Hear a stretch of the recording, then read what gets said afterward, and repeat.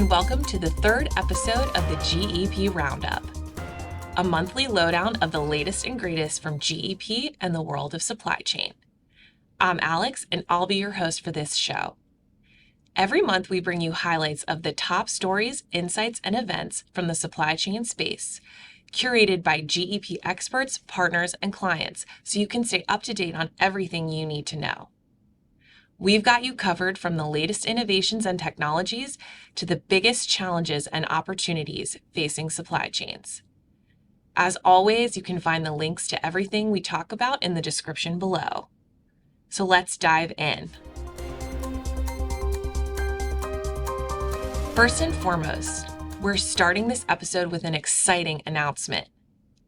GEP is launching a suite of Microsoft OpenAI chatGPT-driven solutions inside GEP software. This provides our clients with an intuitive interface to query data, automate processes, and improve decision-making to optimize procurement and supply chain operations. We are excited to be able to offer this cutting-edge technology to our customers. This episode's second major headline comes from GEP's Supply Chain Volatility Index, which surveys 27,000 companies in over 40 countries for data to understand the demand on supply chains from month to month. According to the GEP Supply Chain Volatility Index, global supply chains now have spare capacity for the first time since June 2020. Now, although global demand remains subdued, there has been an uptick since December's trough, indicating some economic resilience in North America. Excess supply chain capacity is also being driven by the drawdown of safety stocks by global organizations, which have fallen below their historic average for the first time in 3 years. Be sure to stay up to date on the state of global supply chains. The GEP Volatility Index is published monthly on GEP.com. Now on to some thought leadership that you can take advantage of. Check out the new Harvard Business Review report, Rethinking Supply Chains for Greater Efficiency, Resiliency, and Sustainability. Read it to learn more about these 3 major supply chain goals, how enterprises can align to these goals, and how collaboration and technology are helping GEP's customers, HPE and WestRock, navigate challenges and succeed in their initiatives. Next, inflation and rising costs are on every procurement professional's mind. A recent GEP webinar, Taming Costs, How to Achieve Rapid and Sustainable Results, tackles topics around growth versus cost reduction. This webinar outlines advice for implementing a robust, sustainable cost management program that strikes the right balance. Standard savings metrics no longer get the job done. Watch the new on-demand webinar to learn about the new best practices. On to the 2023 ProcureCon CPO report. The main takeaway is that 81% of CPOs say enhancing source-to-pay speed and efficiency is a high priority. CPOs can start tackling those priorities through technology implementation, contract negotiation, and supplier optimization. You can read the full survey to learn more on GEP.com. GEP has just published a recent blog focused on achieving supply chain resilience with a total inventory management solution.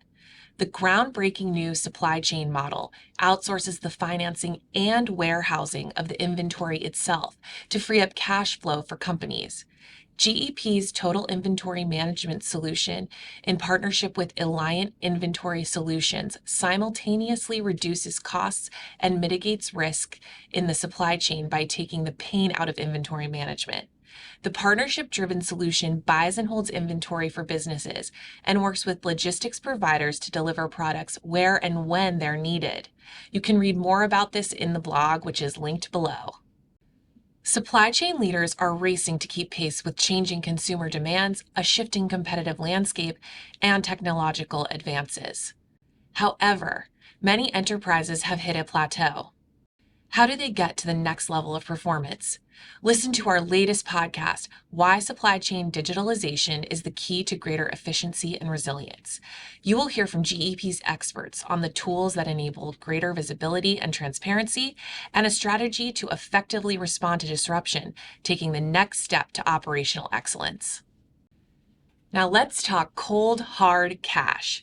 GEP has helped a global CPG leader achieve extraordinary savings through the development and adoption of a new procurement model.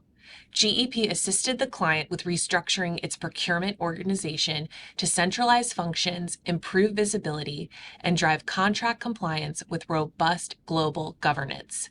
The strategic partnership with GEP enabled the company to achieve an estimated $1 billion in overall savings, reduce its supplier base by 30%, and dramatically reduce purchase order cycle times. You can check out the case study on GEP.com.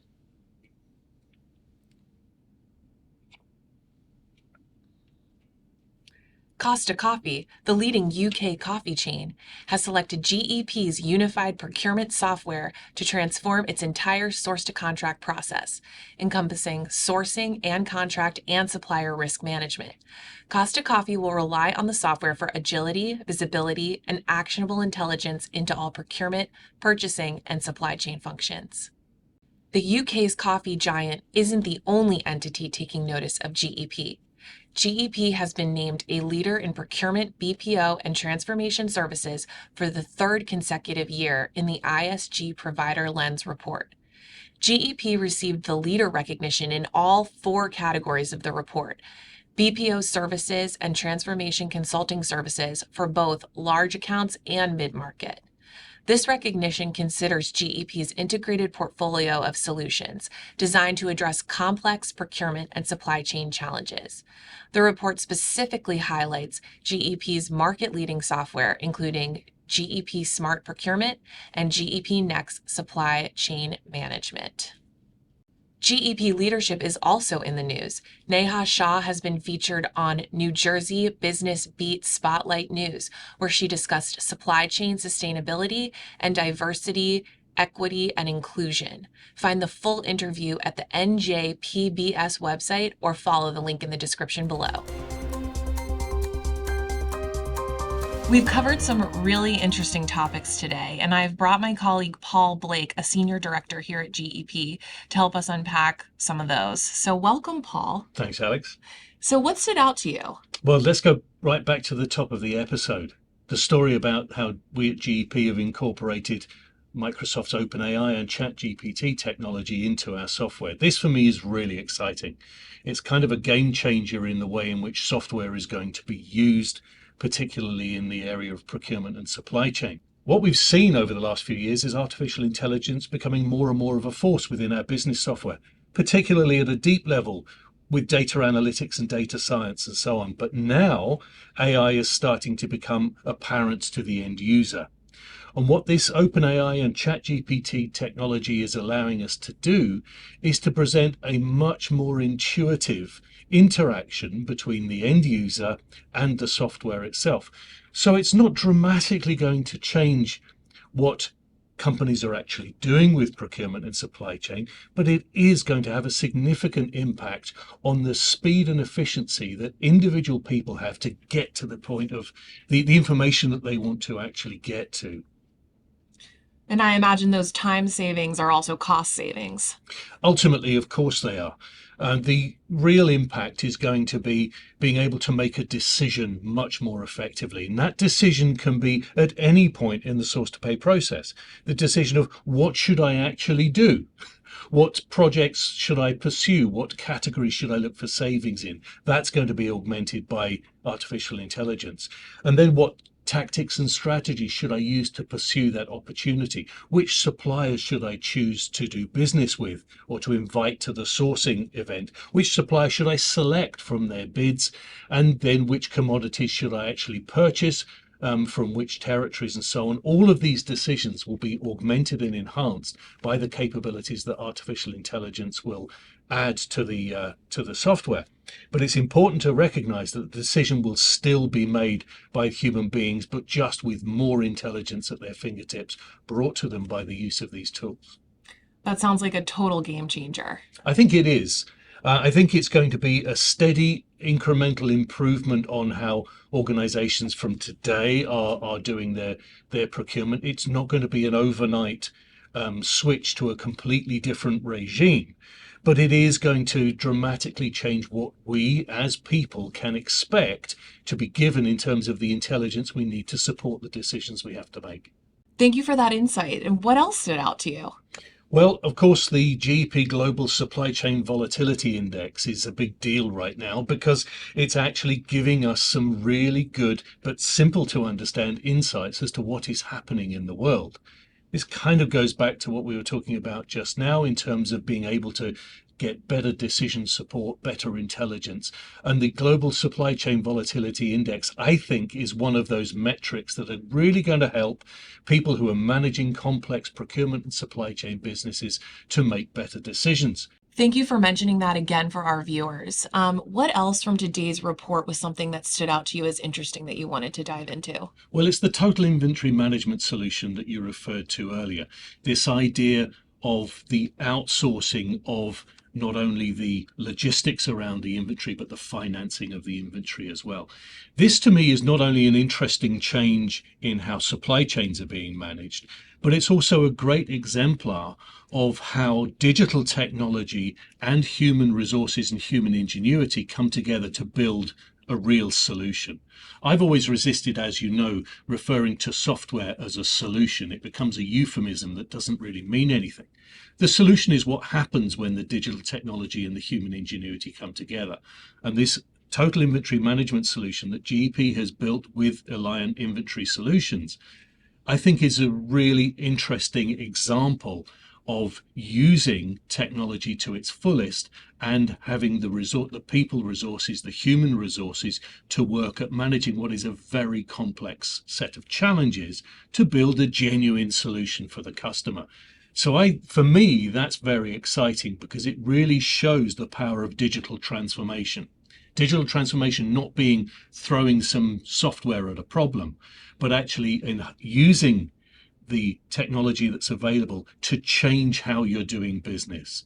Without the technology, this solution wouldn't be possible, but the technology doesn't do it on its own. It's that combination. So I think for me, this is the first real world, large scale example of digital transformation really at work. Not just doing things quicker, more efficiently, but doing something completely new and changing the outcomes for the organizations involved as a result. It's very exciting.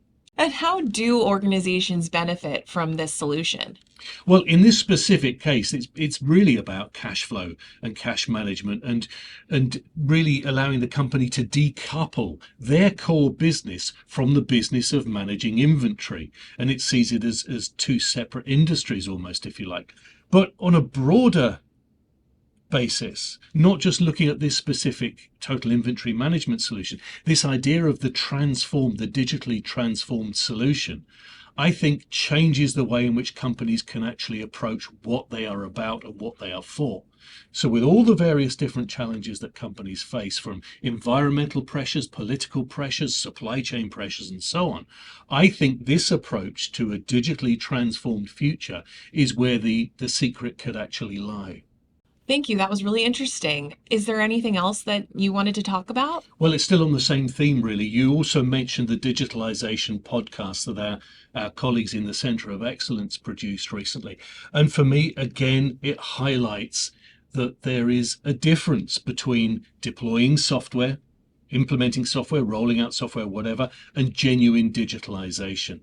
One of the things that our colleagues mentioned in that podcast that resonates very much with me is that companies have been using software, implementing software for decades at the costs of millions of dollars, ERP systems and big back office systems, which are intended to make things easier. But what they have actually done, unwittingly, is entrench a particular working model in concrete and made it inflexible and unable to change. What is needed now in this day and age, and also going forward, is flexibility and agility, and these new digital systems powered by AI and using the human resources that are available in a much more intelligent way will allow organizations to break out of being stuck in a single mode of operation, to be able to flex, to be able to adjust to the requirements of the world as it changes going forward. That much we know is going to be the case. There is going to be continued change, continued pressures on businesses, and to be able to use digital technology to move from an inflexible now to a much more agile and flexible future is going to be the lever that allows transformation to happen. Well, thank you so much for your insights, Paul, and thanks for joining me on this episode. Absolute pleasure. Thank you, Alex. Thank you for tuning into the show, and please remember to join us again next month. If you found this episode useful, don't forget to like, comment, share, and follow our YouTube channel for more supply chain content.